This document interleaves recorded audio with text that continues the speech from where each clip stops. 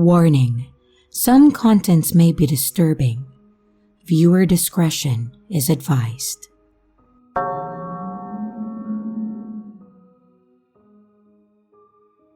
As far as I can remember, art has been a part of my life. I was that kid who always carried a sketchbook, filling it with doodles and drawings of the people and places around me.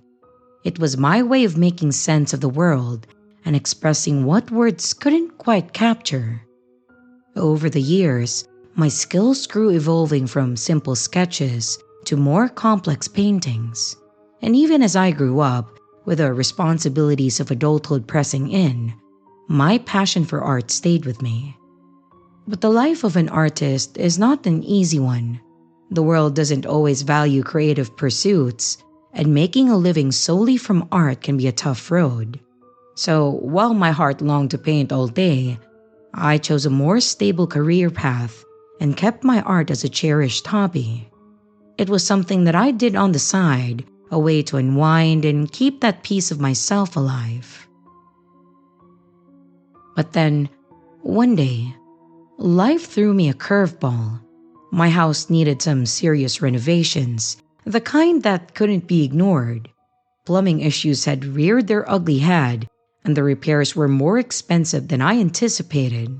My savings weren't enough to cover it all, and I found myself scrambling for a solution. That's when the idea struck me. Why not try to sell some of my paintings? I had quite a collection by now, pieces that I was proud of. Maybe someone out there would see their value and it could help fund the repairs. It seemed like a win-win situation. So, I decided to give it a shot, listing a few of my paintings on Craigslist and Facebook Market with a hope and a prayer. To my surprise, it didn't take long before I received a response on Craigslist. A potential buyer reached out, expressing genuine interest in my work. Their messages were polite and to the point, praising the vibrancy and emotions in my paintings. It was also flattering, a small validation of my efforts. We emailed back and forth, discussing the details, and finally agreed to meet in person. The buyer suggested that we meet at a local park at around 9 in the evening. They explained that their work schedule was hectic, and this was the only time that they could manage. It felt a bit odd, agreeing to meet so late, but desperation is a way of pushing you past your usual boundaries. I needed the money for the repairs, and this seemed like my chance. So, I packed up 3 of the paintings carefully and I wrapped them securely, and then I set off. In hindsight, leaving my phone at home was not my smartest move. I didn't want to risk it getting lost or stolen, but it also meant that I didn't have a way to call for help if needed. With just my bus pass and the paintings in tow, I headed to the park. The park was quiet when I arrived. The evening air cooled against my skin, and I found the spot that we had agreed on. It was a bench under a large oak tree, and I settled in to wait. The minutes ticked by slowly, each one adding to the tension in my chest. And then, I saw someone approaching from the distance, a shadowy figure silhouetted against the dim glow of the streetlights. Feeling a mix of excitement and relief, I stood up and waved at them. Well, that's when everything went dark. I felt a sharp pain exploded at the back of my head, and the world spun away into nothingness. When I woke up, I was in a hospital room. I was disoriented and with a throbbing headache that felt like a train had run through my skull. The fluorescent lights overhead were harsh, and it took me a moment to piece together what had happened. I had been attacked, and the painting stolen. I was left on the ground until a passerby noticed me and then called for help. It was a sobering moment, lying there amidst the sterile hospital sheets, realizing how close I had been to something far worse. The paintings, my precious artwork, were gone. And for what? I wasn't a famous artist at all, just someone trying to catch a break. It was baffling, the senselessness of it all. But despite the loss, I felt grateful. Grateful that a kind stranger walking their dog had found me. Grateful that I was now safe and on the mend. The paintings could be replaced, but my life was far more valuable.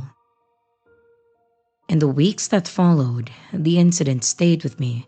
I shared my story with friends, urging caution to anyone considering even small transactions online. Craigslist, while a useful tool, has a darker side, one that I had unwittingly stumbled into.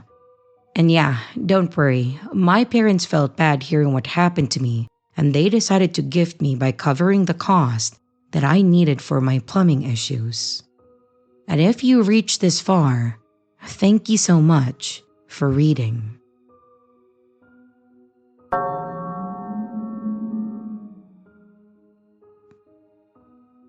When Emily and I decided to get married, we knew that it wouldn't be easy. We were young, still finding our footing in the world, but we were in love and didn't want to wait. Our parents on both sides weren't thrilled. They were worried that we weren't ready, that we didn't have the financial stability needed to start the life together. And to be honest, they were kinda right. But we were determined. It was a challenge that we were willing to face together hand in hand. Our decision to marry meant moving out and finding a place of our own. The city wasn't cheap and our savings weren't impressive.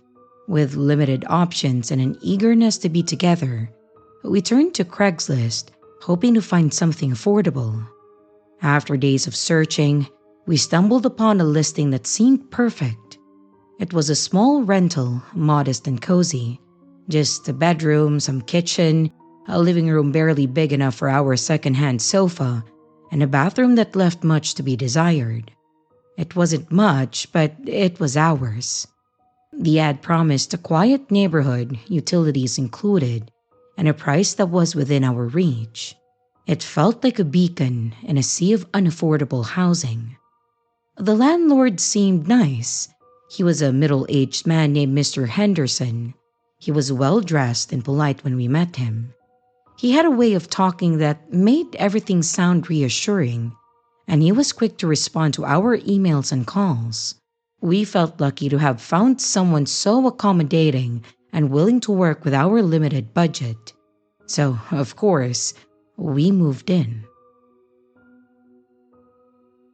At first, life in the apartment was blissful. We were newlyweds, soaking in every moment of our fresh start. The space, though small, felt intimate. We adorned the walls with photos from our little honeymoon, filled the shelves with knickknacks and gifts from our small wedding, and made plans for the future. But as the weeks rolled by, many things began to change. We would notice objects slightly out of place, a vase on the nightstand that neither of us remembered moving, a kitchen cabinet left ajar, and a window that was open when we both recalled closing it. At first, it was easy to shrug off, chalking it up to forgetfulness, or perhaps the quirks of living in an older building. But then, more unsettling things started happening. We'd return from work to find the bathroom light on, though we were 100% certain that we had left it off. Once, Emily swore that she heard footsteps in the living room while she was in the shower, only for us to find nothing amiss when I came home. It was as if the apartment had a life of its own, and it left us both uneasy. Well, the final straw came one night, late enough that the city outside had hushed to a whisper. I woke to an odd sensation, a chill creeping up my spine as if something was wrong. I turned, and there he was, Mr. Henderson, standing at the foot of our bed. The dim light from the street lamp outside cast shadows across his face, and his eyes held a look that I couldn't quite place, something between curiosity and something more sinister. My heart pounded in my chest, adrenaline coursing through my veins, And I didn't think, I just reacted. I leapt out of the bed, fist connecting with his jaw in a blur of motion. He staggered back, surprise etched across his features, before he turned and fled, disappearing into the night as quickly as he had appeared. Of course, with all of that happening, it woke up my wife. In the aftermath, Emily and I sat in stunned silence, the reality of what happened sinking in. I don't know why, but we didn't call the police. Probably fear, shock, and the desire to leave it all behind guided our decision. Instead, we called Emily's aunt, someone who lived in the same city, explaining the bare essentials of our situation and asking if we could stay with her while we figured out our next steps. She agreed without hesitation, offering a safe haven when we needed it most. We just spent the rest of the night packing, with a sense of urgency driving us forward. Dawn broke as we finished, and we left the apartment without looking back. Our hearts were a bit heavy, but we were determined to move on from the nightmare. On the same day, we reported the listing on Craigslist, hoping to prevent anyone else from experiencing what we had. In the safety of Emily's aunt's home, we began the search for a new place, one that would offer the peace and security that we immensely craved.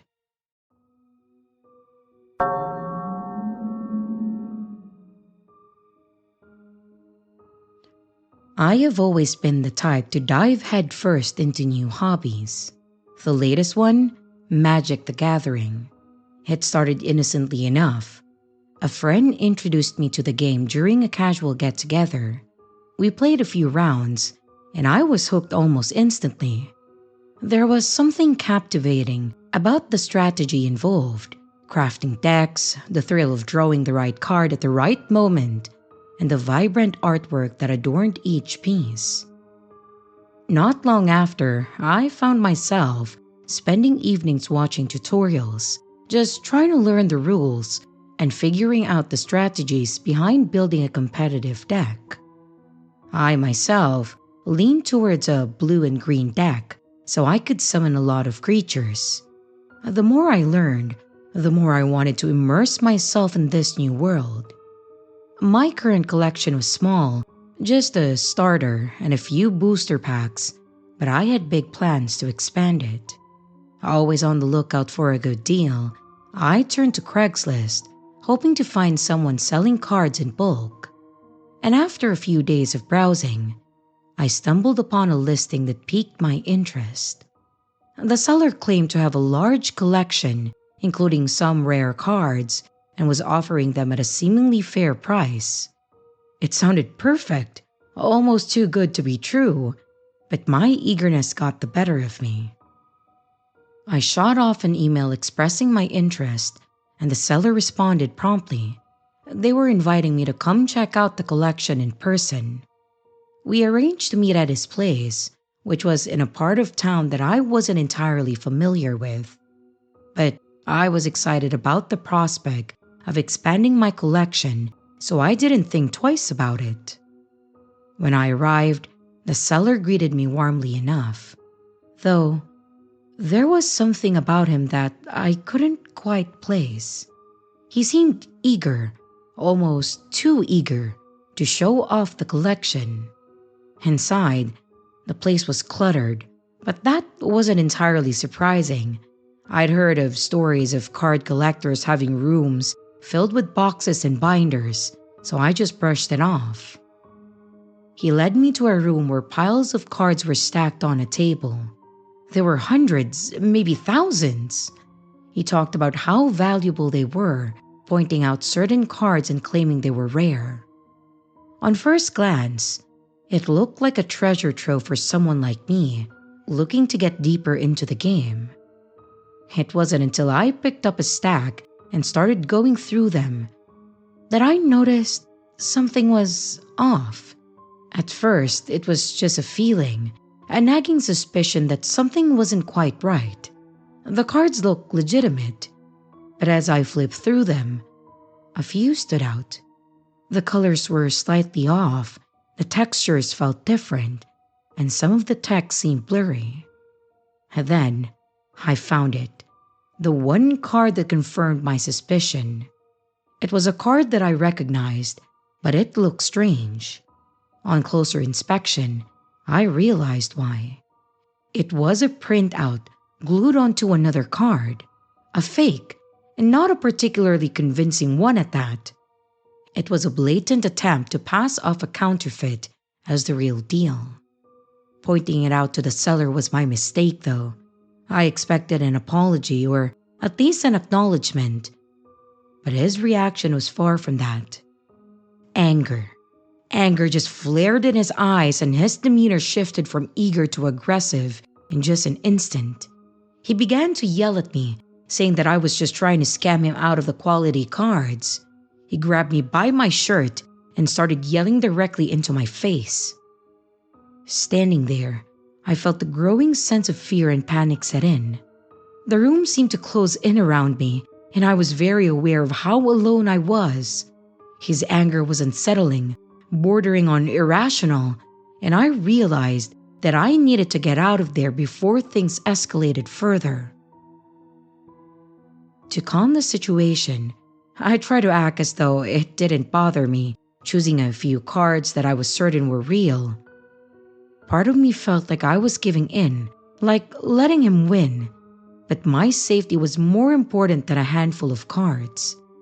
I paid what he asked, even though I knew I was being overcharged. Leaving his place, I felt a mix of emotions. Relief to be out and away from his anger, but also frustration and disappointment at the entire encounter. I drove home, my mind replaying the scene, trying to make sense of what had happened. I felt cheated, not just financially, but in my trust that people still dealt fairly. And once I was home, I spread the cards out on the table, examining them under better light.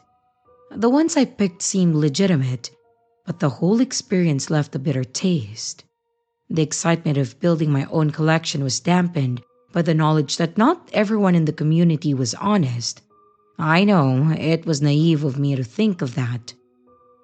But despite it all, I wasn't ready to give up on my newfound hobby. But I learned a valuable lesson about the risk involved when you are buying from strangers and the importance of trusting your instincts. I vowed to be more careful in the future, sticking to reputable sources and meeting in public places when possible. The world of trading cards was still one that I wanted to explore, but with a newfound caution, of course. And so, my story with trading cards continued, and not without its bumps though, but richer for the experiences and the community that welcomed me. In the end, I realized that while the game itself was captivating, it was the people that I met and the stories we shared that truly made it worthwhile. So, to everyone, stay safe out there. You never know who you meet on Craigslist.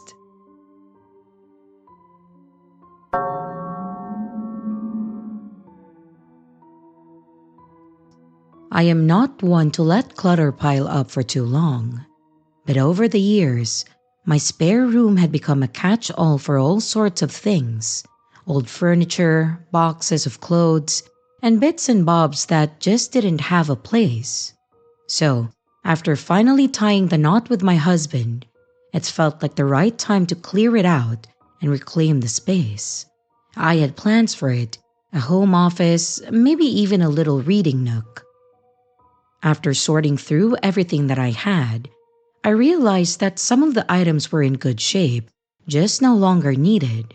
A decent sofa, a couple of shelves, even a small coffee table. They had been with me for years, and they have done their job, but now it was the time to let them go. Instead of trying to sell them, I decided to give them away for free. Someone else could get use out of them, and it would save me the trouble of hauling them to the donation center. So, Craigslist came to my mind as the quickest way to get the word out. I took some pictures, wrote up a brief description for each item, and then I posted the ad. It didn't take long before responses started coming in. People were eager for free furniture, and I get that. And within a day, I had several emails asking if the items were still available. Among the replies was a polite message from a man named Todd.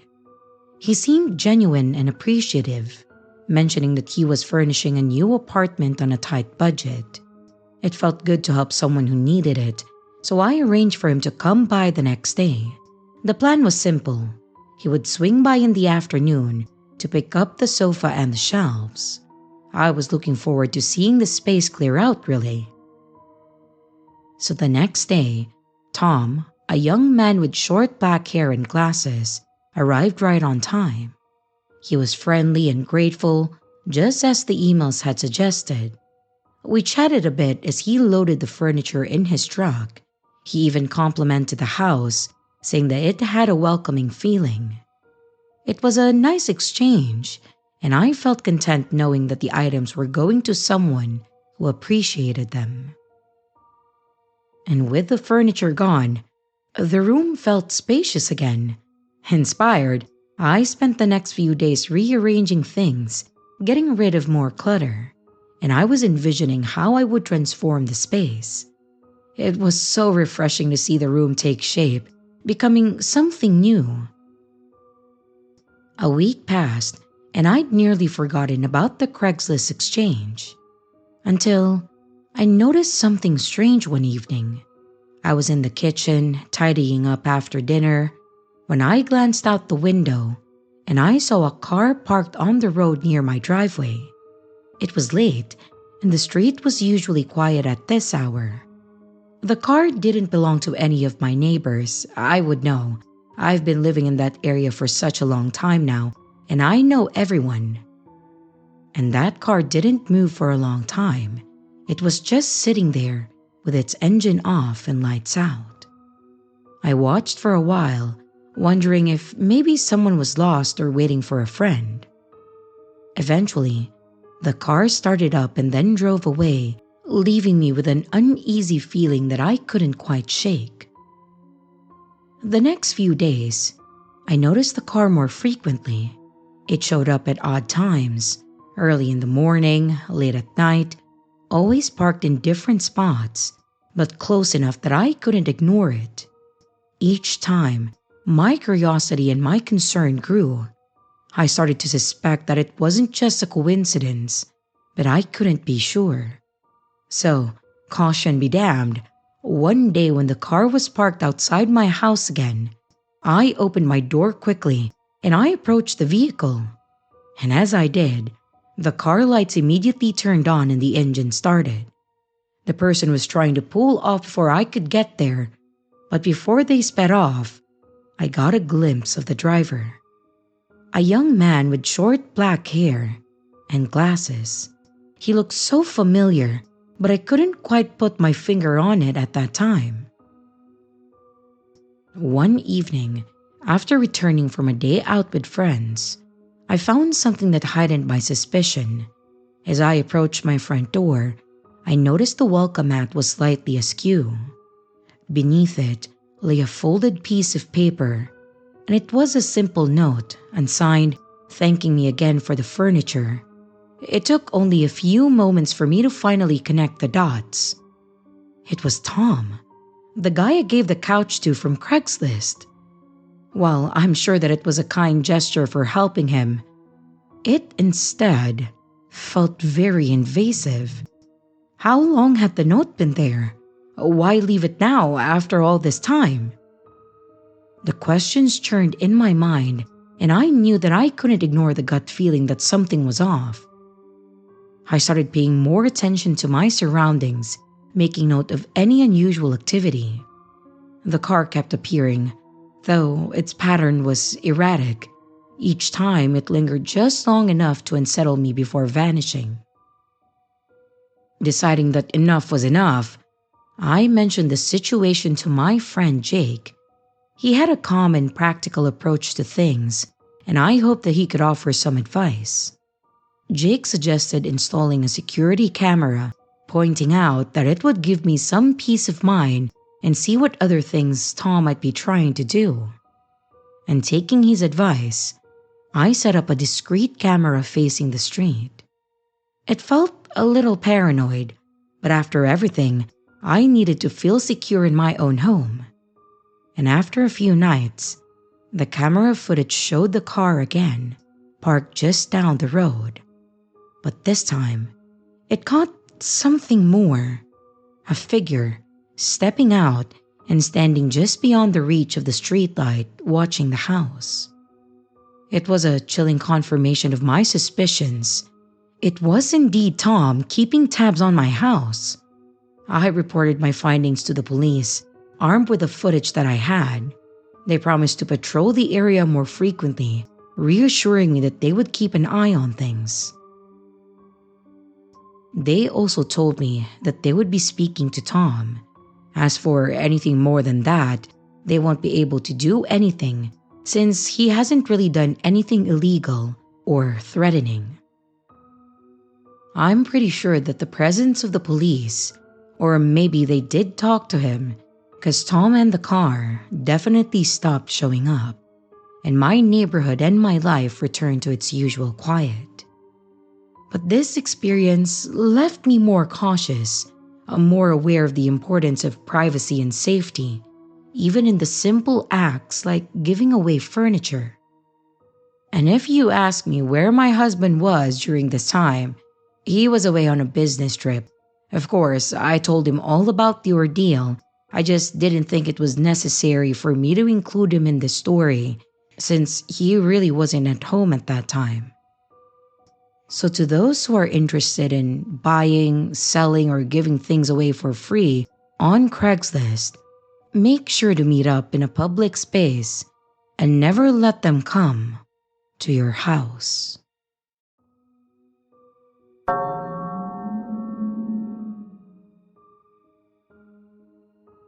My name is Joshua and I'm 27. Life has been a bit of a roller coaster, and not the kind that you enjoy.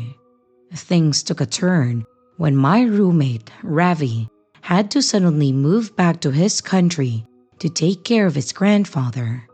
It was unexpected, and while I totally understood his decision, it left me in a bit of a bind. Covering the rent on my own wasn't an option, so finding a new roommate became urgent. I decided to post an ad on Craigslist. It seemed like the quickest way to find someone given the circumstances. And I got a ton of responses, more than I expected really. Everything from students looking for their first place to some older folks wanting to downsize. And as I sifted through the emails, one stood out to me. His name was Vincent. He was around my age, and he mentioned that he was starting a new job in the area and needed a place quickly. And it actually seemed promising. We exchanged a few emails, and Vincent came over to check out the apartment. He was easy to talk to, seemed responsible enough, and we hit it off pretty well. We chatted for a bit about our interest and what we were looking for a roommate situation. And after a few more back and forths, we came to an agreement and Vincent moved in a week later. Initially, it felt like I lucked out. Vincent was a cool guy. We bonded easily over shared interest. We would have meals together, cook up some quick pasta dishes, or order takeout when we were lazy. We would often play video games in the living room, getting a bit too competitive sometimes, but it was all in good fun. And occasionally, we would hit the bars, trying out new spots and unwinding after work. It was good having someone around who was on the same wavelength as me. But after a few weeks, things started to shift. Vincent began to change, and not in a subtle way. He became more reserved, barely coming out of his room, and he looked thinner, tired, and there were times that I would catch him zoning out, lost in his own world. It was like he was carrying some weight that was pulling him down and he didn't want to share it with anyone. I didn't press him much at first. I figured that everyone has their ups and downs. But then things got stranger.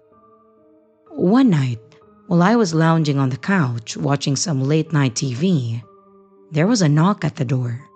It was odd since we weren't expecting anyone. I peeked through the peephole and saw a man that I didn't recognize, and he looked, well, sketchy. His eyes were darting around, and he had this anxious energy about him. So I didn't open the door, and I just asked through it who he was. He said that he was looking for Vincent, and that Vincent owes him something. That set off alarm bells in my head. I told him that I would check if Vincent was home, and I walked down the long hallway to knock on Vincent's door. It took a few tries, but eventually he opened up. The sight that greeted me was unsettling. His room was a mess, clothes strewn everywhere, and the air was heavy with a sour, unclean smell. Vincent himself looked worse than before, pale and jittery. But what caught my eye was on his table. Powder in a straight line. Well, it didn't take a genius to figure out what that meant. I told Vincent that someone was looking for him, and he immediately went pale, a look of fear spreading across his face, and he begged me to tell the guy that he wasn't there, panic lacing his voice. I didn't want to get involved, but I agreed to help him out this one time. However, I made it clear that I couldn't have this kind of trouble in my life and in my home, that he had to find somewhere else to go. Vincent nodded, his eyes filled with something like regret, and I went back to the door and told the man that I had knocked and called out multiple times, but it seemed that Vincent wasn't home. The man lingered for a moment, then left, leaving with a pit in my stomach. 2 days later, Vincent packed his things and then moved out.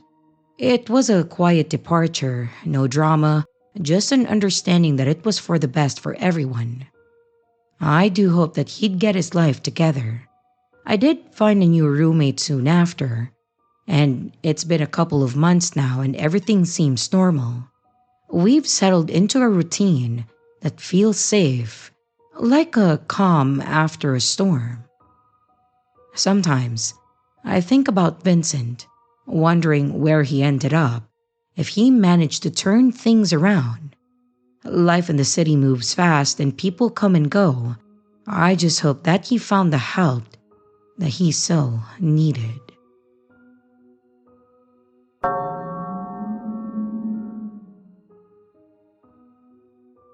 When I was a kid, all I wanted to have was an Xbox. You know, the kind everyone was talking about at school. My friends had one, and they would spend hours playing games together, trading stories of their virtual adventures. I would listen, eager to join in, but the truth was, those consoles weren't cheap, and my family couldn't just buy one on a whim. I understood, but it didn't make the longing any easier. I had been saving up for a long time now, hoarding my birthday money, Christmas gifts, and whatever I got from my grandparents. And slowly, my savings grew. But it's still not enough to buy that coveted Xbox at full price. It was frustrating me, seeing it so close yet so out of reach. That's when my dad suggested that I look into getting a used one. He said that they would be cheaper, and it made sense to me. I just wanted to play. With that in mind, I started browsing Craigslist. It wasn't easy. Most listings were either too expensive or too far away. I sent out messages hoping someone would be open to negotiating, but the replies were mostly firm in price.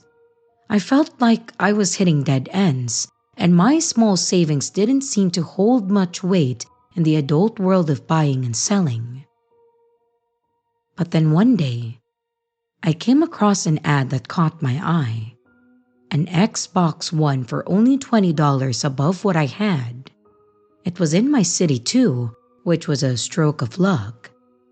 I messaged the seller, explaining my situation, and to my surprise, he agreed to sell it to me at the price that I could afford. I was thrilled, and I immediately ran to tell my dad. He was supportive, as always, and he agreed to drive me to the seller's place to pick it up.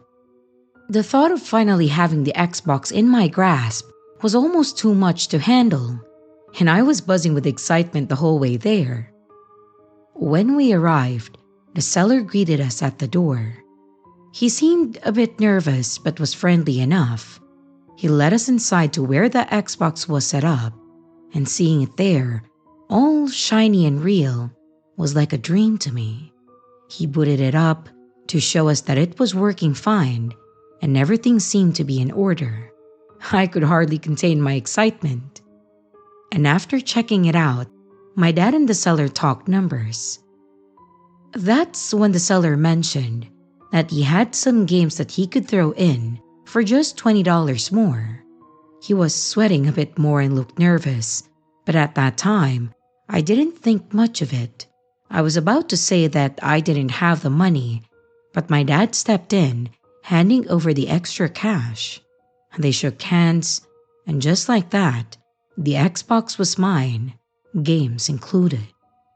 I carried the Xbox and games to the car like they were a treasure, and on the way home, I was already imagining all the fun that I would have, the games that I could play, and finally, be able to hang out with my friends online when they were playing. Back at home, I wasted no time setting it up in my room. I went through the games picking out the ones that looked interesting. It was everything that I had hoped for. But when I got to the case for Dragon Quest XI, something seemed off. The disc inside wasn't like the others. It was just a plain CD, not the usual video game disc. Curious, I popped it into the console, expecting maybe a hidden game or a bonus content. But what came up on the screen was a video instead, and what I saw made me freeze. It was a man doing something no kid should ever see. My heart pounded as I fumbled to turn off the console and I yanked the disc out. My hands shook as I stared at it, trying to make sense of what just happened. I checked the other cases, and to my horror, I found 4 more nameless CDs just like it. I didn't know what to do. I felt sick to my stomach, a mix of fear and panic. I knew I should have told someone, but the thought of my dad taking away the Xbox, this thing that I'd wanted for so long, stopped me. And I couldn't bear the idea of losing it all after finally getting it. In a rush of impulse, I snapped the CDs in half, breaking them beyond repair, and I shoved the pieces into a bag, planning to toss them in the trash later. I tried to push down the fear and confusion, focusing instead on the games that were actually games, trying to reclaim the excitement that I had felt just hours before. Looking back at it now as an adult, I realized how wrong it all was. The seller, his nervousness, the way he'd pushed for the games on us, and most unsettling, the CDs. I can't help but think that he left them in there intentionally, that maybe he was someone who enjoyed the thought of a child seeing him do those things. It's a chilling thought, one that makes my skin crawl even now. At that time, I was just a kid, excited about a new game console, and I didn't fully understand the severity of what I'd found. But now, in hindsight, I see it all too clearly. In the end, I kept the Xbox. I played it for years, always careful about where I got my games from thereafter.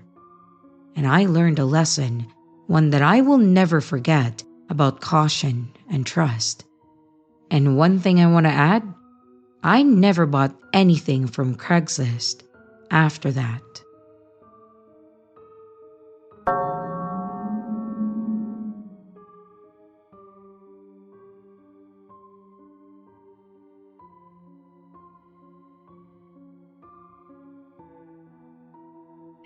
Here's the riddle for this video.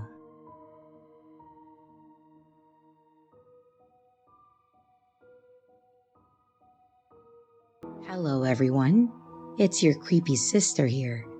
Thank you so much for watching the video. I really appreciate it. I would also like to give some extra love to my Patreon members, my channel members, and also my tippers. Thank you so much. If you would like to extend a little bit more support for the channel, don't forget to leave a like and a comment down below. If you would like to become a Patreon member, a channel member, a tipper, or even to buy merch, check out the links in the description below. Again, thank you. And I hope you stay scared because your fear feeds me.